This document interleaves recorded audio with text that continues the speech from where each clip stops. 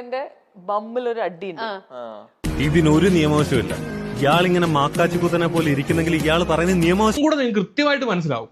നിങ്ങൾ ഈ ലിപ്സ്റ്റിക് ഒക്കെ ഇടുന്ന സമയത്ത് ഇത്തിരി പേസ്റ്റ് ഇട്ട് പല്ല് വെച്ചിട്ട് വാ. ഇല്ല വേണ്ട വേണ്ട. പിഷാരടി അവിടെ ഒരു കൗണ്ടർ അടിച്ച സമയത്ത് പിഷാരടി ഉമ്മ വെക്കാൻ പോകുന്ന ശ്വേതാ മേനോനെയാണ് നിങ്ങൾ ഈ കാണുന്നത്. പിഷാരടിയെ ബലമായി പിടിച്ച് ഉമ്മ വെക്കാൻ പോകുന്ന ശ്വേതാ മേനോനെയാണ് നിങ്ങൾ. സെക്ഷുവൽ ഹാരാസ്മെന്റ് ഇയാളിപ്പോ എന്നെ അശ്ലീല ചൊവ്വയോട് നോക്കി. ആഹാ, അതിന് കേസുണ്ട്. കൊടുക്ക.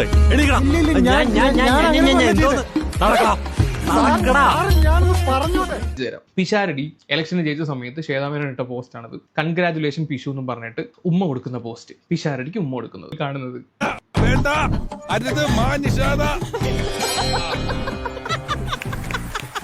കണ്ടല്ലോ. എന്നാ പിന്നെ ഒരെണ്ണം കൂടി ആവാല്ലേ? ആവാം. പപ്പടമായിരുന്നു ഉദ്ദേശിച്ചത്. ഞാൻ ഭാഗ്യം പേസ്റ്റിനെ പറ്റി പറഞ്ഞു, ഞാൻ സോപ്പിനെ പറ്റി പറഞ്ഞെങ്കിൽ എന്ത് സംഭവിച്ചാനെ? പിന്നെ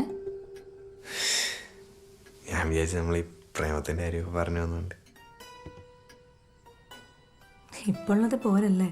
ഓ, അതുള്ളതില്ലാത്ത ഒരേപോലെ. ഒരു ഡബിൾ മീനിങ് സാധനമാണ്. ഡബിൾ മീനിങ് മനസ്സിലാവുന്നില്ല, ഞാൻ സ്ട്രേറ്റ് ഫോർവേഡ് ആണ് എന്ന് പറയുന്ന ശ്വേതാ മേനോൻ തന്നെയാണ് ഈ കൈകൊട്ടി ഇങ്ങനെ അവിടെ ഉല്ലസിച്ചുകൊണ്ടിരിക്കുന്നത്. അപ്പൊ ഓടി ഓടി ഇഷ്ടപ്പെടുന്ന ആളുടെ മനസ്സിലെത്തും. എന്നിട്ട് അവിടുന്ന് നെറ്റി വഴി മൂക്ക്, ചുണ്ട്, കഴുത്ത്, അങ്ങനെ എത്താൻ പറ്റുന്ന എല്ലായിടത്തും എത്തണം. പറ്റില്ല. ഒന്നല്ല, പല സ്ഥലങ്ങളിലായിട്ട് ശ്വേതാ മേനോനും പിഷാരടിയും ഈ തരത്തിലുള്ള, ഇത് പബ്ലിക് ഷോ ആണ്, ജനങ്ങളുടെ മുന്നിൽ TV ഇട്ട് വീട്ടിലിരുന്ന് കാണുന്ന ഷോ ആണ്. ആ ഷോയിലാണ് വന്നിരുന്നിട്ട് ഇവർ ഈ രീതിയിൽ പെരുമാറുന്നത്. അപ്പൊ പിന്നെ ഒരു ഫോണിനകത്ത് ഇങ്ങനെ ഒരു ഡയലോഗ് അടിച്ചതിനകത്ത് എന്ത് തെറ്റാണ് കാണാൻ പറ്റുന്നത്? എനിക്ക് മനസ്സിലാവുന്നില്ല. എനിക്ക് അപ്പോ എന്തെങ്കിലും നടക്കുന്നത് വേണം. നടക്കുന്നതല്ല, ഓടുന്നത്. ഓടി ഓടി എവിടം വരെ എത്തും? ഓടി ഓടി ഇഷ്ടപ്പെടുന്ന ആളുടെ മനസ്സിൽ ഒരു തെറ്റും കാണാൻ പറ്റുന്നില്ല. ഇത് വേറെ ഒരു പെണ്ണിന്റെ അടുത്താണ് പിഷാരടി പോയിട്ട് ഇമ്മാതിരി ഡയലോഗ് അടിക്കുന്നതെങ്കിൽ അത് തെറ്റാണെന്ന് ഞാൻ പറയാം. ഇത് രണ്ടുപേരും അത്രയും അടുപ്പത്തോട്ടിരിക്കുമ്പോൾ അങ്ങനെ ഒരു ഡയലോഗ് അടിച്ചതിനകത്ത് എനിക്ക് തോന്നുന്നില്ല. അല്ലെങ്കിൽ ശ്വേതാ മേനോൻ പറയണം പിഷാരടി ആ പറഞ്ഞത് മോശമാണ് എന്നാ.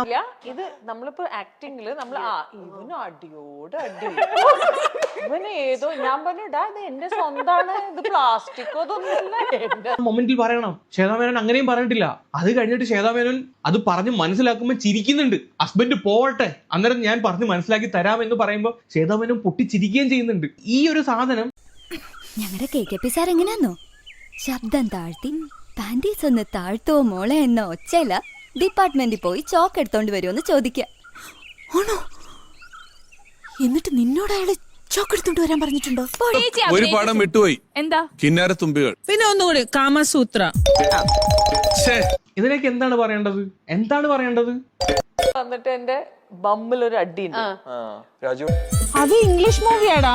ഏതാ? നിങ്ങൾ വിചാരിക്കുന്ന പോലെ ഇംഗ്ലീഷ് മൂവിയാ. ഇംഗ്ലീഷ് ഞാൻ മൂവി ആയിട്ട് കാണാറില്ല.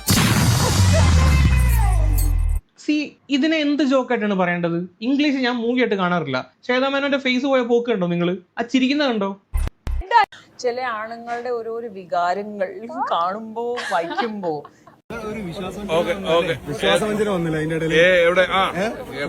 വരാൻ പറഞ്ഞേ. ചേച്ചി നമുക്ക് ക്രിക്കറ്റ് കളിക്കാം. പോടാസത്തെ കുമാറിന്റെ കൂടെ കുറെ അഡ്വക്കേറ്റ്സ് ഹൈക്കോടതിയിൽ നിന്ന് അദ്ദേഹത്തെ സഹായിക്കാൻ വന്നിട്ടുണ്ട്. നമ്മുടെ